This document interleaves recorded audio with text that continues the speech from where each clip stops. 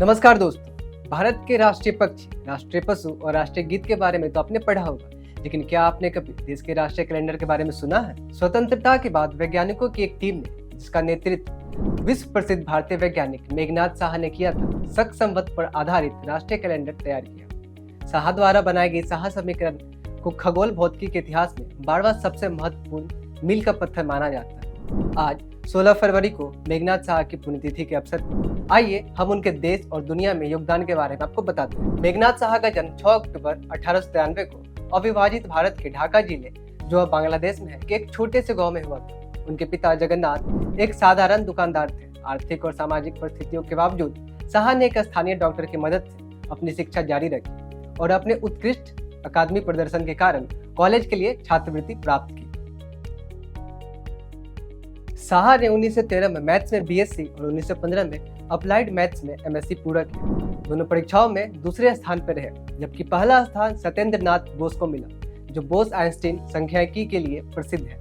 साहा का फिजिक्स के क्षेत्र में आगमन कुछ हद तक एक संयोग था। वे मूल रूप से 1916 में विज्ञान कॉलेज में अप्लाइड मैथ्स डिपार्टमेंट में व्याख्याता के रूप में आए थे, लेकिन बाद में उनका स्थानांतरण फिजिक्स डिपार्टमेंट में हो गया। यह पढ़ाते समय उन्होंने साहा समीकरण का विचार विकसित किया। साहा ने बताया कि एस्ट्रोफिजिक्स की समस्याओं पर विचार करते समय और कॉलेज में थर्मोडायनामिक्स और स्पेक्ट्रोस्कोपी पढ़ाते समय 1919 में उन्हें थर्मल आयनन की सिद्धांत का विचार आया। इसी पर काम करते हुए वे साहा आयनन समीकरण पर आए। यह उस समय की एक बड़ी खोज थी।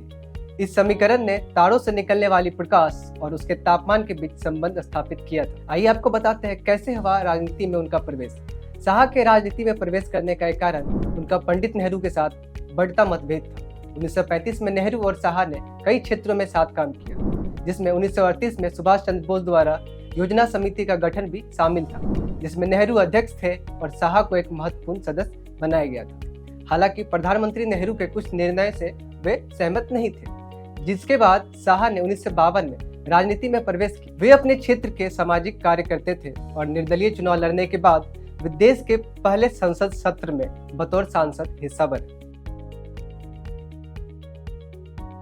भारत में 1752 से ग्रेगोरियन कैलेंडर चल रहा था, जबकि भारतीय कैलेंडर, जिन्हें पंचांग भी कहा जाता है, का भी व्यापक रूप इस्तेमाल किया जाता था। स्वतंत्रता मिलने से पहले से ही ग्रेगोरियन कैलेंडर की जगह एक राष्ट्र एक कैलेंडर की मांग की जा रही थी।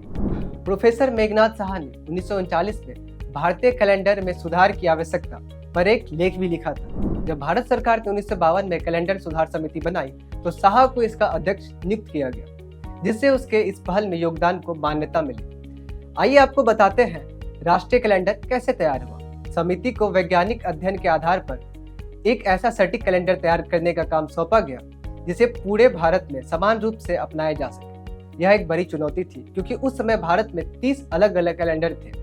गहन अध्ययन के बाद समिति ने शक संवत कैलेंडर को राष्ट्रीय कैलेंडर के रूप में अपनाने की सिफारिश की, जिसमें एक सामान्य वर्ष में 365 दिन होंगे और एक लीप वर्ष में 366 दिन होंगे। वर्ष का पहला महीना चैत्र का होगा, जिसमें चैत्र से भाद्र तक हर महीने में 31 दिन और शेष में 30 दिन होंगे। सामान्य वर्ष में पहला दिन 22 मार्च का होगा, जबकि लीप वर्ष में यह 21 मार्च का होगा। भारत सरकार ने समिति की सिफारिश को स्वीकार कर लिया और शक राष्ट्रीय कैलेंडर 21 मार्च 1956 से लागू हो गया। दुर्भाग्यवश साहा इसके लागू होने का गवाह नहीं बन सके, क्योंकि 16 फरवरी 1956 को उनका निधन हो गया। आज उनके द्वारा तैयार किए गए कैलेंडर का इस्तेमाल राष्ट्रीय धार्मिक त्योहारों की छुट्टियों को तय करने, राष्ट्रीय गजट, जनता को संबंधित सरकारी सूचनाओं और भारत सरकार द्वारा जारी कैलेंडर में किया जाता है। आपको हमारा यह वीडियो कैसा लगा कमेंट बॉक्स में जरूर बताएं। ऐसे और जानकारियों के लिए जुड़े रहे हमसे और देखते रहे क्लिक इंडिया। धन्यवाद।